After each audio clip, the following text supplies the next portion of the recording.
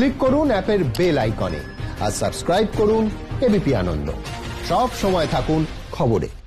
আনন্দ সকালে ফিরে এলাম বিরতির পর। দুর্গাপুরের খবরে চোখ রাখবো। গত এক সপ্তাহ ধরে গত শনিবার আমরা দেখেছিলাম দুর্গাপুর ব্যারেজের 1 নম্বর লক গেট ভেঙে গিয়েছিল এবং তারপর মেরামতির কাজ শুরু হয়। দীর্ঘ 6 দিন ধরে কাজ করার পর অবশেষে গতকাল রাতে ক্ষতিগ্রস্ত অংশের মেরামতির কাজ শেষ হয়েছে বলে খবর পাওয়া যাচ্ছে। আমাদের প্রতিনিধি মনোজ বন্দ্যোপাধ্যায় রয়েছেন আমাদের সঙ্গে টেলিফোন লাইনে। মনোজ, সেক্ষেত্রে জল পেতে আর কতটা সময় লাগতে পারে? স্থানীয় মানুষজন তো রীতিমতো জলসংকটে রয়েছেন। যেটা আশার আলো একটা যে আজকে 7 দিনে পড়লো এই জল সংকট। গত শনিবার সকালে ঘটনা ঘটেছিল।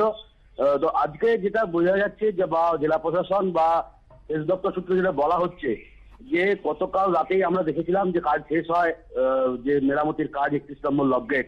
তারপর মাইথন এবং পাঞ্চেত থেকে তার আগেই খবর দেওয়া হয়ে গেছিল জল ছাড়ার জন্য, কারণ জলটা আসতে 7 ঘন্টা সময় লাগে যেমনটা তারা জানিয়েছিলেন।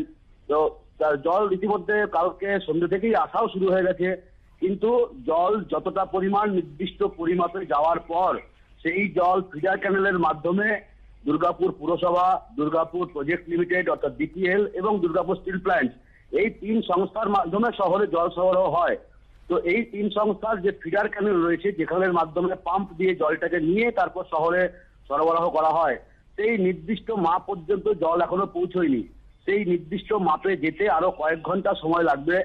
সেই মাপে গেলেই জলটা সেখান থেকে নিয়ে তারপর শহরে সরবরাহ করা সম্ভব, এমনটাই সেচ দপ্তর সূত্রে এবং জেলা প্রশাসন ও পুরসভা সূত্রে বলা হচ্ছে।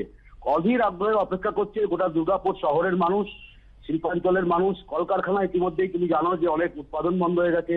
ইতিমধ্যেই যে দুর্গাপুরের যে পাওয়ার প্ল্যান্ট রয়েছে সেই বিদ্যুৎ উৎপাদন সমস্যা বন্ধ হয়ে গেছে। হ্যাঁ, এবং পার্শ্ববর্তী যে আসানসোলের কিছু এলাকা, বাঁকুড়ার কিছু এলাকা, তাতেও এই জলের উপরেই নির্ভর করে থাকে। সকলেই অধীর অপেক্ষায় আছে যে কখন আজকে জল সরবরাহ হবে। ধন্যবাদ মনোজ।